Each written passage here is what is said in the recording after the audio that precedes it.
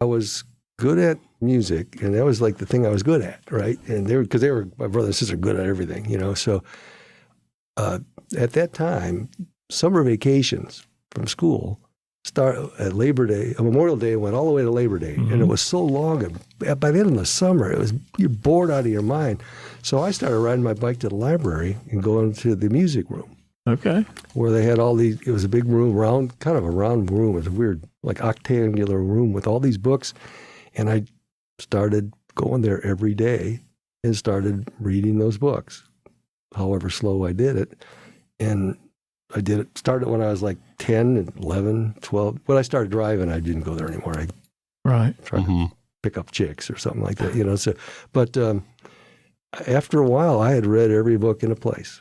And, and the librarian got to know me, and she'd go, "Oh, Tommy, I got this book about Mendelssohn. I kept it aside for you because it's the new one just came in." And she'd give it to me. And so that's how I learned how to arrange horns and strings and, everything. I was self-taught doing all this time. But you just found that thing that you could totally engage yourself into. Exactly. Yeah. The thing I was good at.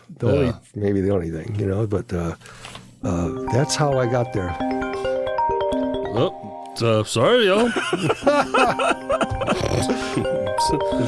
Enough. Yeah, you're the guy at church. That's me. Blows up the Do sermon. not disturb. I think that's the first time that's ever happened on the show. If that would have happened during our intro, I would have answered. It was a spam call, but okay. So by the time I was 15, I was doing big band charts and for school, and this explains why I became a drummer, because I spent all my time in the nudie section of the library. The nudie section.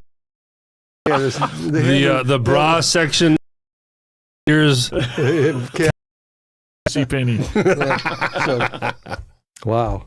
Tom's always like, here we go again. It's up to you guys where we go from here. Here comes that email. That email's coming, man.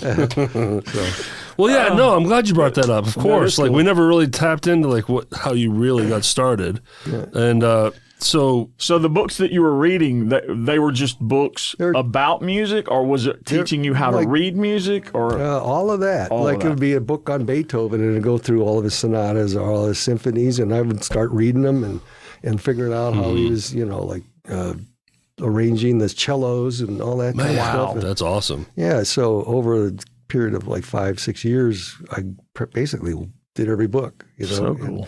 And I don't remember it all right now, but then my dad bought me a Farfisa organ. You ever hear of the Farfisa? It's like real tinny organ that came out in the 60s, and there's a lot of songs that use it and everything. And so I was able to, it's called a combo compact, and it stood up and you stood at it, and it was so I got in a band, my first band, and we're playing at a garage. We're actually in a garage at a block party, playing out to him. And my buddy Chuck was listening to us. He must have lived there.